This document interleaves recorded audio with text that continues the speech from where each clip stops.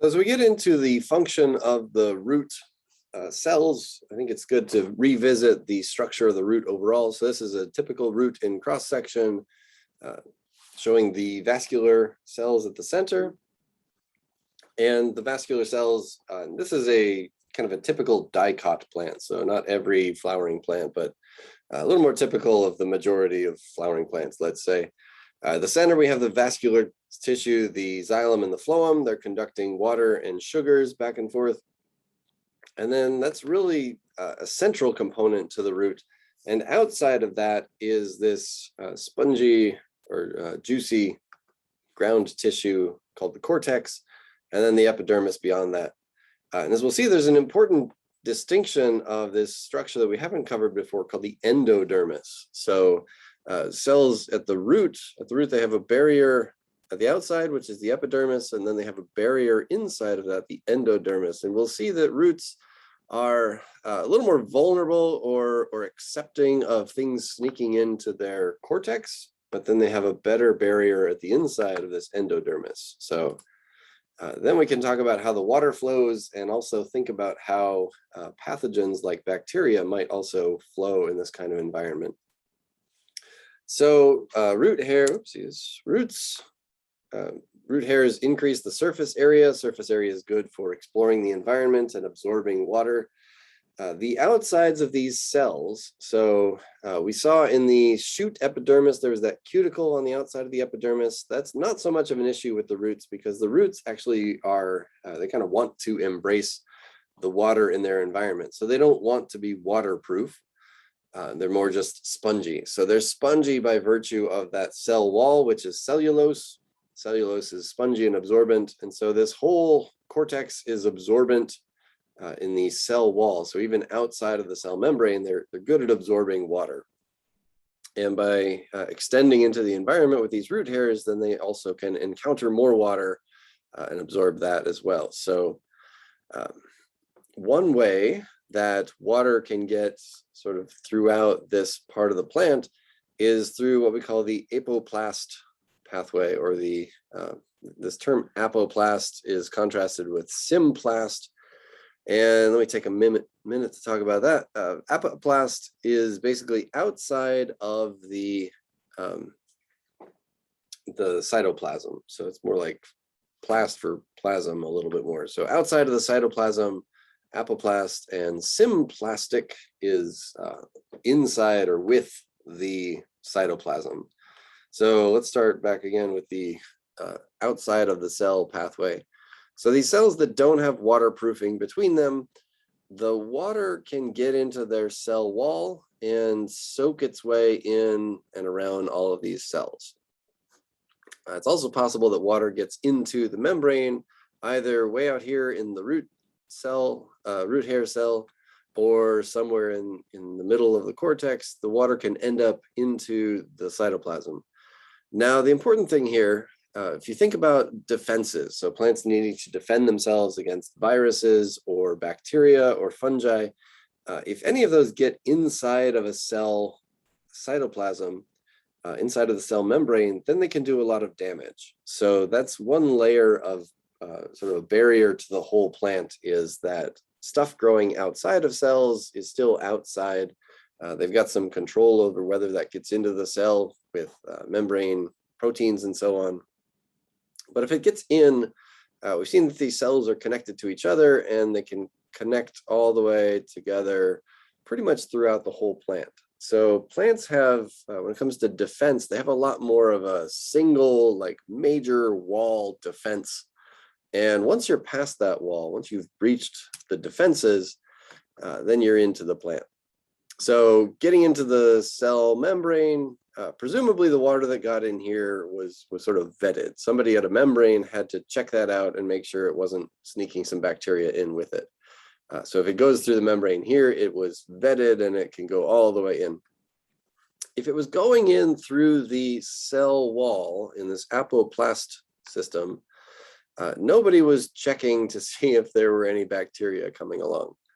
And so that's where this endodermis comes in. The endodermis is protected by a waxy barrier, And the waxy barrier is actually between cells. So highlighted here is the so-called Casparian strip. There's a band of waxy molecule that's put in there called suberin. And it's wrapped around, just around one circumference of the cell in a way that these adjoining cells are all protected against, they sort of form a three-dimensional barrier against stuff coming in from the cortex into the vascular system. And what happens because of that is this is waterproof. This would prevent anybody from sneaking through the cell wall around those cells. That's its important job. So water can't get in there without being checked. And instead, the water has to now make its way through a membrane. So here in this green zone, it's showing that the water, along with bacteria or whatever's coming with it, would have to be checked by the membrane, and that would potentially exclude the bacteria from sneaking their way in. So they might have been able to sneak through this part, but they didn't get any farther than the endodermis. So that's an important feature of roots, is that the protected interior of the plant is really more inside of this endodermis system. And the outside cortex is less protected, and that's okay. So the plant kind of accepts that level of risk. And this is expendable as far as other kinds of organisms getting in there. But this part is connected to the rest of the system. So similar to if you get an infection in your skin, that doesn't necessarily harm you. But if you happen to get an infection in your bloodstream, that is a big deal that needs to be taken care of, because the bloodstream connects all of your body. So same thing to the plants. If they get anything dangerous inside of their vascular system, it's able to go throughout the whole plant and really threaten the whole plant. All right. Whew. So probably don't need to go into detail on this. Sometimes I see these diagrams and I think, ooh, neat. But it's just sort of highlighting here in these different layers of the root, epidermis, cortex, endodermis, and then we kind of skipped over the pericycle, not going to be a big emphasis here, and then vascular system, and basically highlights the processes and the gatekeepers that would enforce the movement one way or another through this system. So feel free to check out the paper if you want a few more details on that. I won't go into much detail on this. We'll also talk later in the semester about hormones that are controlling growth, and this hormone called auxin.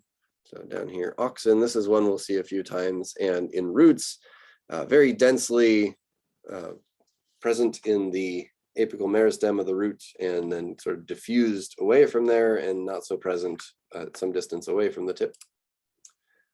I'll link these videos separately so that we don't have to watch a video within a video, but there have been some really neat images of people found new ways to basically watch roots grow.